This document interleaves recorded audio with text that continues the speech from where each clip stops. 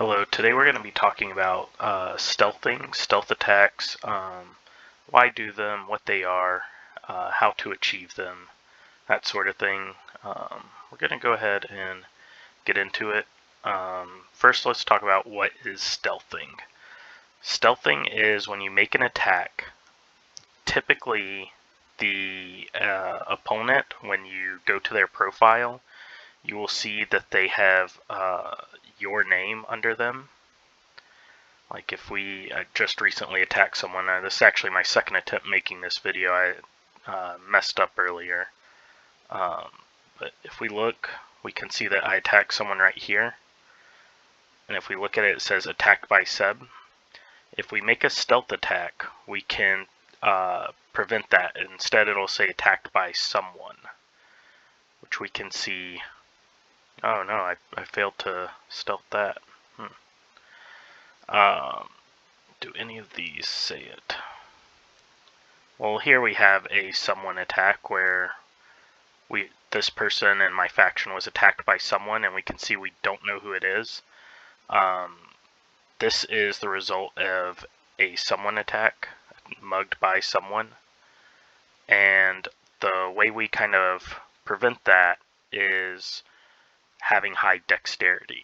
If you can have high dexterity or you can stall out the fight, you can prevent your opponent stealthing you. But if you want to stealth so that you cannot be retaliated against, whether that be for an event like eliminations or for a ranked war or something like that, then you need to be thinking about your stealth factors. So we're going to go through those real quick. The biggest one is your weapon stealth score. So if we go to look at a weapon, we can see that each one has a stealth score to it, right? Here we see that this shotgun has a stealth score of 2.4. This is on a scale of 1 to 10, and 1 is the worst, 10 is the best, so this is a pretty bad stealth score. If we look at this USP, we can see it's slightly better at a 4.5. If we look at this diamond bladed knife I have equipped, we have a very good stealth score of 7.1. This is getting to be the upper end of it. Stealth score follows the weapon type, so all diamond bladed knives are going to have the same stealth score. They don't have any variance like damage and accuracy do. They're just all the same. Guns tend to be loud and have lower stealth than melee weapons, but that's not always the case. We can see that the chainsaw here actually only has a 3.0, so it's actually less stealthy than a pistol. But for the most part, your melee weapons are going to be slightly more stealthy than your guns. So with that consideration, we can ensure that we have a better chance to stealth if we use a melee weapon. Typically knives or smaller weapons have higher stealth. So that's that factor. The next thing to look at is the amount of turns in combat. When you make an attack, you have 25 turns. The longer you are in the fight, the more turns you consume. Each time there's like a little penalty to your stealth. I think there's a grace of like, I don't remember, maybe it's like 5 to 7 hits or something like that where it won't decay, but after that it starts decaying because the fight's taking too long. The lore of that is you're spending too much time and the opponent is having time to recognize you. So that's very important to watch for. You want to make sure that you're doing the attacks very quickly. Because of that, if you outstat the opponent very easily, that generally helps quite a bit to improve your chances of getting a stealth result. The next factor is dexterity. When someone is attacking, the stealth scores are modified by the opponent's dexterity. So if you're trying to stealth someone, if the opponent has high dexterity, you will have a harder time stealthing against them. In turn, if your dexterity is much higher than theirs, you will have an easier time. stealthing them. Now, my build, I've kind of left dexterity behind, so I can't take advantage of this. Usually I only stealth on people much weaker than me. But if you are building a stat build, like maybe Hank's on Dex or something like that, then you're going to have a generally better time stealthing than someone who doesn't have as much dexterity. The next thing is if you're masked or not. We can see here that I have equipped a kabuki mask. If we go to clothing, we can see it, and we have this masked stat right here. Anything that says mask in the name is most likely going to have that. Other items do as well. We can see this bandana has masked on it, so it's covering our face enough to kind of obfuscate who we are. This bandit mask does not for some reason. That's really odd. But we're still masked from the bandana itself, so it's fine. Anything that's going to cover the face significantly is going to do that. Let's see. Oh, here's another mask. We see it has a mask stat. So we can see that these kinds of things will cover up the face and improve our stealth chance thanks to that. There's a whole variety of items that can give you the masked status, as well as some helmets will do it, like the welding helmet and marauder face mask, things like that. One to note is the balaclava. I know it doesn't really run over anything. It tends to go under all the helmets and stuff, so if you're having trouble with your mask, like replacing your helmet, if you're trying to use certain masks, just use the balaclava. It's getting expensive, but it's easy. Generally, the kabuki mask is going to be the best option, though. But let's keep going. So other than that, it's temp grenades. Any status effect that's going to affect their vision and senses is going to improve your stealth chance, and every stat grenade does that. So if we look at our stat grenades, we can see that smoke is going to improve stealth score, and it also has a default 10.0, so it has the best stealth. So we don't really get penalized on our stealth for using these. And that's going to be true of the flash grenade as well. It's going to be true of pepper spray. And it's going to be true of tear gas. So using any of these stat grenades is going to give you a benefit to your stealth score. So we're actually going to use this tear gas. We're going to be masked. We have our diamond bladed knife that we're going to use. And since I don't have much dexterity, we're going to pick on someone much weaker than me and see if we can't stealth them or not. So let's go to enemies. And we will just do XP. Okay. And then we'll look for someone that's fairly weak. Here's only 200 mil. So because this diamond bladed knife has a stealth score of 7, and this person has less total stats than my dex, we should successfully stealth this attack. The problem is, because I have abandoned dex, I can't really get a good respect. I can't get a good fair fight for this attack, but I can at least demonstrate stealth. So you may not notice it, but actually right here on the left side we can see our stealth bar.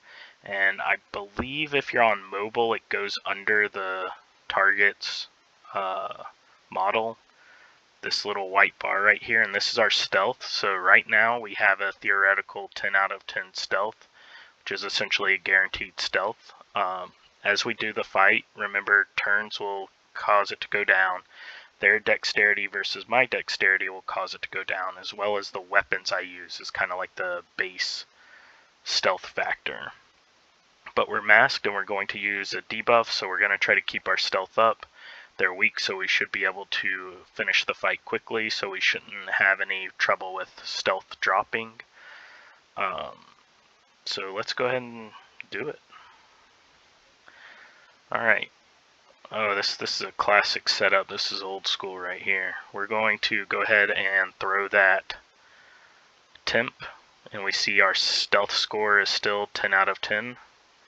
We're going to use our high stealth weapon, and we finish the fight. Our stealth score never dropped. If we leave them, we should see that they were attacked by someone. So why do this? Why stealth? The biggest factor for stealthing is the elimination event. If you're unaware of what eliminations is, it's a like global torn wide event where everyone can join one of 12 or so teams, 8 to 12 teams, and attack each other. And when you're doing your attacks, you get heat on you, which makes you more obvious to the opposing teams, and they can see you and then attack you back. Now, if they're watching you, they'll know that you're okay and they can attack you anyway, but this is a factor into like kind of shifting tickets really quick. It's a topic for another video. I'll make a video when eliminations comes out, and we'll talk about that more, but that stealth is very important for that event. And then in general, when you're seen, people that are in that target's faction can hospitalize you and get a retaliation bonus where they get double respect for that. So if you can stealth, they won't know who did the attack, so they won't know who to target for a retaliation, and that can be very useful. We already did our demonstration. We talked about why to stealth. We've talked over our key points. The last thing I want to touch on real quick is weapon mods. Guns have way low stealth scores, but in some situations, like either through their build or just playing, if you just want to improve your stealth performance, what you can do is use weapon mods. Do I even have one? I don't think I even own one. Yeah, I don't even own a suppressor. The two weapon mods that affect stealth is the precision light. This will lower the opponent's stealth if you're being attacked, and it also lowers their accuracy. So for players that have dex builds, this is very good because you can lower their accuracy, help you dodge more, plus you lower their stealth, and since your dexterity will be high anyway, you'll have a better chance of seeing them. So you'll know who's attacking you, who mugged you, who you need to retaliate against, all those sorts of things through the precision light. The other weapon mod, though, is the Suppressor. The Suppressor lowers damage, but increases stealth score for a gun. And it's quite a significant boost. We will go to the forums. This actually gives me a chance to talk about weapon mods, which is quite nice. Let's see.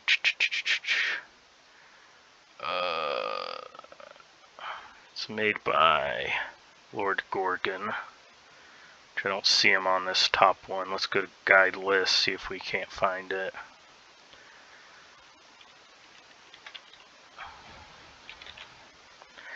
Lord Gorgon's weapon mods guide. How about that? So if we look at this, we can see that the suppressor increases the stealth score by 3. So if we think that our pistol has like a 4 on it, that bumps it up to 7, just as good as our diamond bladed knife. So plus 3 would make it 7.5 better than a diamond bladed knife. The other benefit to it is that it actually lowers damage, and this can be really beneficial. We'll talk about that at another time, but there's quite a few times where dexterity players will want to actually do less damage and not win a fight. So the suppressors give them two different benefits, and that's a very positive thing for them. And we can see once you buy the small one, it'll unlock standard. You can buy that and you can finally get the large suppressor with the insane +5 stealth on it, and that will make you basically always stealth right there.